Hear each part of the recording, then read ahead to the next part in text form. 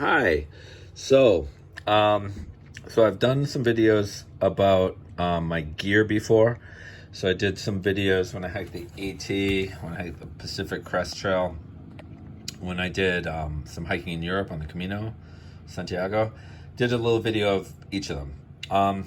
And people watch them because I know that when people are getting ready to do these kinds of trips, these journeys, these hikes, it's always like you're thinking about what it is you want to bring, what did other people bring, how could you change that to make it suit you. I just hope this is somewhat interesting. There are people who love this kind of stuff. I do. I used to watch these things all the time. So I'm going to be hiking from my house, which is located in Lanesboro, Massachusetts, to the Canadian border with Vermont, in the northern border, northern edge of Vermont. So it's about 300 miles or so. It's about 270 miles of trail on the Vermont Long Trail. And it's going to be about 30 miles or so, 40 miles to get from my house to the Long Trail. Now I could just walk from my house about 3 or 4 miles and get on the AT directly, but I'm using this as an opportunity also to finish the Taconic Crest Trail, which I still haven't done. So the Taconic Crest Trail is a 40-mile trail that runs from Hancock, Massachusetts, up into Vermont, and it's west of the Appalachian Trail, and it gets a lot less use. There's a snowmobiling trail that parallels it. People use it in the winter a lot. People hike out there, but it's nowhere near as busy as the Appalachian Trail. So that's my plan. I'm going to be leaving from my house. And I was thinking about leaving today. I was actually thinking about leaving last week, but I just had some things to do. I might leave later today or tomorrow, but I'm thinking in the next 24 hours is when I'm going to head out. I'm going to be walking right out my door here. So just to get started, so this actually isn't the pack I'm using, but this is an Osprey Zenith 88 liter. I think that the capacity ends up being somewhere around 94 liters of capacity. This is the pack I had brought to on my Continental Divide Trail attempt, which I started about almost exactly a year ago today. That's a great pack. It has a really good frame. It's very good for carrying heavy loads. It's comfortable, but for this hike, it's just too big.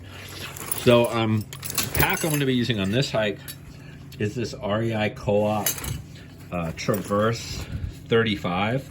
And I don't think this is currently available. I'm not so sure that is either. I kind of think that is, but I don't think this is currently on the market. It seems that REI goes through periods where they design their own gear in-house, and it's really good. And then they just stop selling it, probably because nobody would buy anything else except REI gear. I don't know. I'm a big fan of this one. So this is all ripstop nylon. It weighs about 3.5 pounds. So just to go through it, there's this head bag here. There's this space in here. This is your head here. There's an integrated rain cover for the pack inside the head bag here. Now this is something on the other Traverse pack I have, which is a 30 liter, the one I used when I went to Portugal. I kind of like that pack better because it didn't have this head bag. And I could remove this, but I'm not really sure. I was thinking about hiking with a fanny pack in addition to the backpack. And when I went out on the Continental Divide Trail, I did actually bring a fanny pack that looks something like this. This is just a sort of a go bag when you get into town, or if you want to drop your pack and go hike somewhere else. You want to have a little bag that you can do that. I'm just not sure that I really want to carry a fanny pack on me all day, and I'm definitely not carrying this in my back. I mean, I don't know, we got to see how things pan out, because right now this is almost too small. I'm pretty sure I can get everything in here, but we'll see. But anyway, so there's the head bag, the interior bag. There's hydration sleeve in the back here.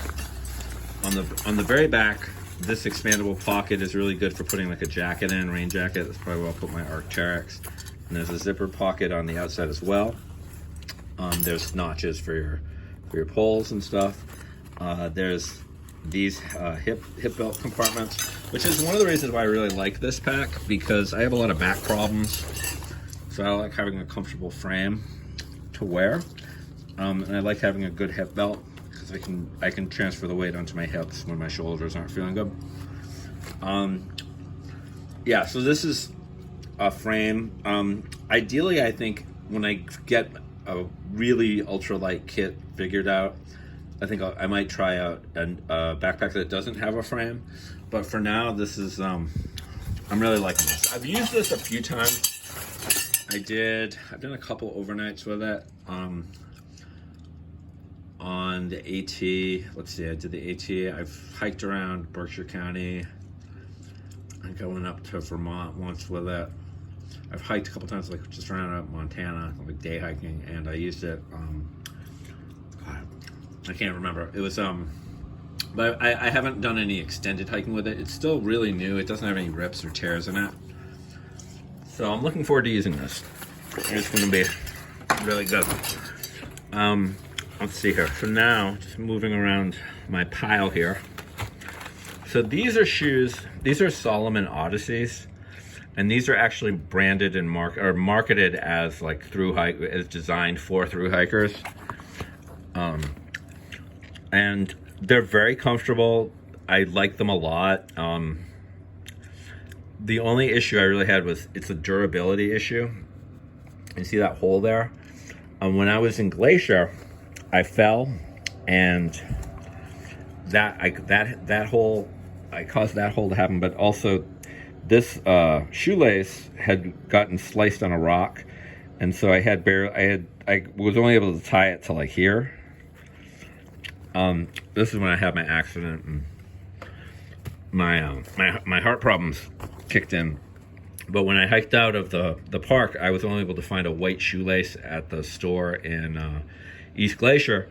So I've got this like kind of yin yang thing going on. I'm gonna keep going with it. You know, they're great shoes. They have a lot of cushioning. They're very comfortable. But you know, I mean, I've got to finish a through hike with them because that would just not be right. I originally bought these to hike in Jamaica. That's right. I did go and I hiked about 50, 60 miles in the Virgin Islands around Christmas of 2020. Yeah, I think it was 2020. 2021? No, 2020. So these did get some use, but they're still in really good shape. So looking forward to using these again. We'll see how that goes. But you know, I hope it's not a harbinger of bad fortune to be so stubborn to have to try to. I have to hike a trail with these shoes now. I don't know. We'll see how it goes. They'll be fine. For camp shoes, I found these in the woods, and they actually fit because I have huge feet. I have like 12.5 feet. So I've got these really lovely purple and emerald dainty little floral Crocs. I've never owned Crocs before, so this is pretty cool. And to find a pair in the wilderness that are so snazzy, pretty lucky guy. These I'm gonna probably hang on the back of my pack using the carabiners. That's my shoes set up. For my sleeping bag, I'm going to be using a Nemo Quilt, so it doesn't have any zippers on it. It's rated to about 30 degrees, and I've used it in the snow. It's really good. I like it a lot. Very lightweight. It weighs about 15 ounces. Maybe I actually think it's more like 10 or 12 ounces. The sleeping bag weighs less than the stuff sack, the compression sack that I have it in. And I'm going to be putting that onto this Thermarest, which is a Neo Air, which is a cold weather model. And this one is really good in cold temperatures. I've used this on snow, and it works really well. It directs all your heat back up to you. So even though I'm hiking in June, we still have some night temperatures around here in Massachusetts in the 40s. And I'm at 2,000 feet, so I probably won't be getting up a lot higher than this on the long trail, but You know, it could get down into the low 40s, so this will be good to have. So that's my bed. And then for my tent, I'm doing something a little interesting because I'm kind of recycling gear, and I'm creating kind of a hybrid setup. So for my bug net and my tent, I'm going to be using the Microlight Fs1, which was made by LL Bean. It's a very lightweight tent. This with the poles weighs about a pound, and with it comes. I have a footprint, but I'm going to be able to put this up and zipper myself into it and sleep without bugs biting me all night, which is going to be beautiful. And I have the footprint around here somewhere. It doesn't have any holes in it, but I can't find the Rainfly. So I would have been in some trouble. But what I'm going to do instead is bring this Nemo Rainfly that's designed to be used with a hammock. So I'm going to have to set this up. So if it's raining, I'm going to have to find trees. I have to line this up, and then I'm going to have to put my my bug net, my tent underneath this Rainfly. So it should work out. I've used this before, and it works really well. But it's kind of heavy, and I wish I still had the Rainfly. I'm going to keep looking around my house and see if I have it in a bag or something, or some place that I misplaced it. Because this is the downside. This is a little bit too heavy, but I don't know what the shelters are going to be like on the long trail. There is a place to sleep in a 3-wall shelter pretty much every 10 miles on the Vermont Long Trail, but because of COVID, I don't know, and I don't know how busy it's going to be, whether I'm going to have any space in those shelters if it is raining. When I hiked on the AT, people, through hikers, will definitely make room for you and try to figure out a way for you to sleep out of the rain. But, day hikers, they might not be so friendly, Gotta have a place to sleep. I mean, that's an important thing. So we'll see how this goes. Worst case scenario, I can just send it home, but I think I'm going to really try to make this work. So, that's my house. For cooking, I'm still using my solo stove that I used on the Appalachian Trail, Pacific Crest Trail. This is a wood stove that also burns denatured alcohol in this little burner in here. So that's holding up really well. I bought a new pot for it because my other pot was just caked with soot, and I can still use it, but I decided to get a new one anyway because now I just have a nice new shiny one. But these are great. They are really well made. The materials are really good. Highly recommend Solo Stove to anyone. Let's see. So my other part of my cook set, I keep this little metal cup that I got at Walmart. These cost about $3, and it nests perfectly with an Nalgene. With my Nalgene, and then let's see, my temp. So over here, let's see. So this is my clothing. I've got some synthetic t-shirts, some Darn Tough socks. I really like Darn Tough socks. This is a Sea to Summit waterproof bag. This can also be used as a pillow. You put all your clothing in it. A pillow. So we've got some cutter, some bug dope. My food over here. We got some candy, denatured, dehydrated foods. Mountain House, Backpacker's Pantry. We've got drink mixes, coffee, oatmeal, stuff like that. About 3 days worth of food. Might be a little on the high side, but it's going to be a little tricky just getting onto the trail. So I think it's going to take me a few days to get to Bennington at the earliest, and I'm gonna try to push it. But anyway, so that's my food in a waterproof bag. So probably what I'll be hiking with. Patagonia hat. I also have this cold weather brim beanie, has a brim on it. These are cross-country skiing gloves that are very breathable and good to have if it gets a little chilly. There's an old wallet. This is kind of a cool thing. So this is a wallet. This is the, can you even read it? Let me see. Oh yeah, I think you still can. This is the, wait. Where was that? Where'd it go? There it is. Okay. Now this is the, let's see, what is it? The Cool Dogs Club. The Cool Dogs Club. So I got this wallet in Hong Kong back in 2010. And I'm just bringing it because it is, I don't have a lot in it, but it's something to keep money in and keep your credit cards in, whatever. And it's, you know, I don't mind if I lose it. Let's see here. Yeah, I'm trying this out too. This is a, just like a seat you carry around.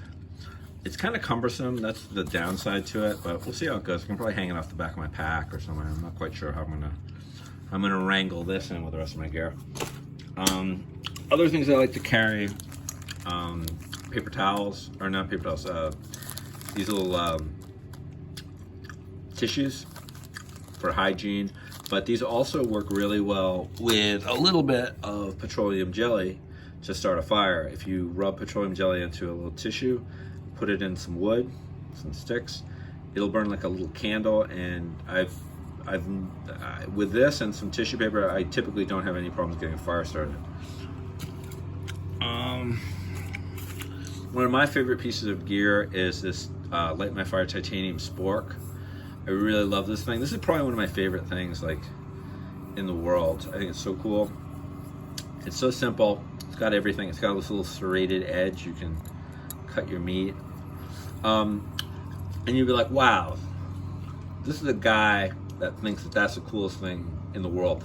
Well, how I came around to this is when I was hiking, when I first started out hiking, I had these plastic camp spoons, and not like plastic spoons from a restaurant, but like they were designed for hiking, and I kept breaking them. And so what would happen is I'd break it, and I'd end up with like a little sliver here, so I'd be like trying to eat with that, getting sticks, like going into the dark woods at night and finding sticks to like shovel food into my mouth. So that never happens with a titanium spork. You can't. This thing is bomb-proof. This little puppy can't mess up. I mean, it's so simple. It's perfect. I love this thing. You know. So now I don't have to eat with sticks. I can eat my food with a spoon. You know. Good thing to always have some extra carrying capacity for water.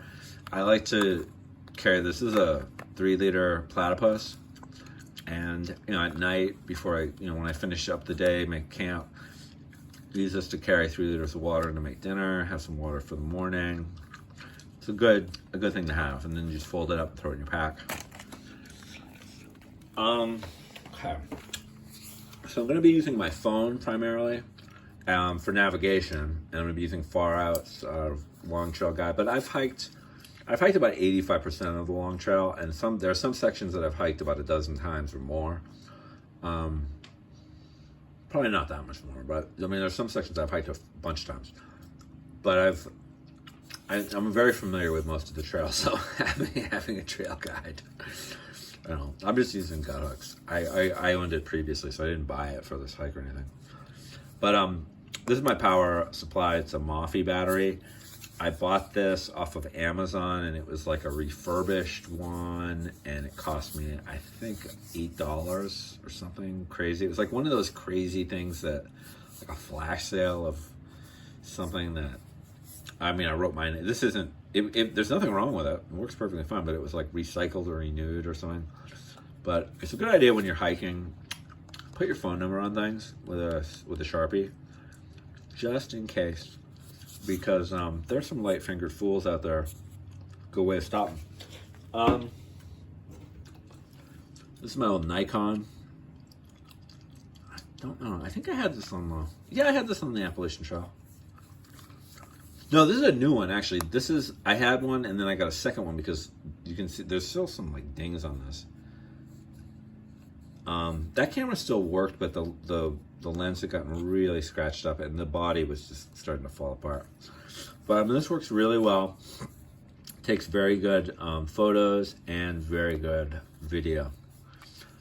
So and it can sync up. There's an app, you can sync it up with your phone, and you can transfer all the pictures directly from the phone from the camera onto your phone with no sweat whatsoever off of Bluetooth. It works really well. So for light, I still have my Petzl headlight, and I started that out. It had a rechargeable battery, but I bought something that I can put in the back that lets me just use AAA batteries, and that's mostly because it's been kind of hard. I gotta sit down and really try to find a new battery for it, because the other one just wouldn't hold the charge anymore. But I found this at a hardware store. It was about $6, and it's got this little clamp. You can clip it onto your hat. The problem is I can't really carry it around packed, because this thing will. There's nothing to stop this from getting depressed and turning on in my pack, and then the battery's gone, and what's the point of carrying it? So I think what I'm gonna try to do is just keep it on my hat at all times. And what could go wrong? But it was only $6. Pretty nifty little thing. I got my headlight. I also got this little $1 Walmart flashlight. This runs on AAA's. But yeah, it's good to have some light sources. Just looking around here, seeing if I've missed any other crucial piece of stuff. This is one of my favorite things too. This is a Pct Class of 2015 bandana. I think they gave these out at Kickoff, and I didn't go to Kickoff, but I found this near Lake Morena in the campground. It was just on the ground. What I really like is this hiker to town and hiker to trail, because you can hold this up and flag down cars, and I don't know if I get rides faster, but I don't want to find out. If somebody had this, I would definitely pick them up if they were hitchhiking, because they got their act together. They got it together for doing that. This is a cool thing too, because it had the map. It has the map of the PCT on it, and then all of the town stops with the mileage. So, and I think part of this was when people are hitchhiking, they can show the person driving the car this to legitimize who they are. I can get a little sketchy out there. Oh, here's another great piece. This is a solar lantern. I really like this too. It lasts a surprisingly long time. I have to test it again, but when it was new, this would stay on for hours, for a few hours. And it was a great thing to have in camp, just to add a little ambiance, changes colors and stuff. And it inflates up, and then you can just flatten it out and repack it. But this is another really good thing. I had a friend of mine, I don't know if this is Trevor, but I had a friend of mine who thru hiked, and this was his lighting. This was the only flashlight he had, was one of these. So he would hike and just hold this in his hand, and he could see his eyes would get accustomed to the light, and he would just hike for miles and miles with just this thing until this went out.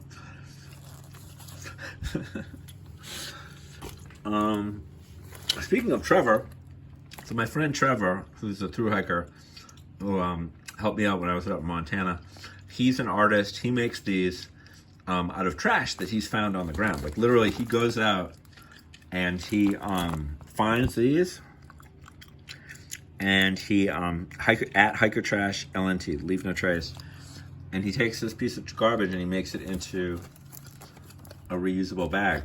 So some of these he makes into purses. Like this is a Doritos bag, but he has people request some of them. I think some of them get popular. Like they're weird ones, like Lady Gaga Oreos or something. Like the packaging for it, he can make that into a little handbag. And I have a bunch of them. So, and he doesn't have it set up where you can buy these on a website yet, but I don't know, if you wanted to follow up, you could at Hiker Trash LNT about this. I think this is just really cool. Just something to keep things in my bag. And here's a little head net, a little bug net for my head. I think that's about it though. That covers that. yeah, so I'm going to be walking out of my house and walking to Canada for health and good fortune, because I really need it. You sit around too much, especially this pandemic sitting around. It was just too long. I don't think it's good for you. So I hope this video helps you get everything together for your own hike.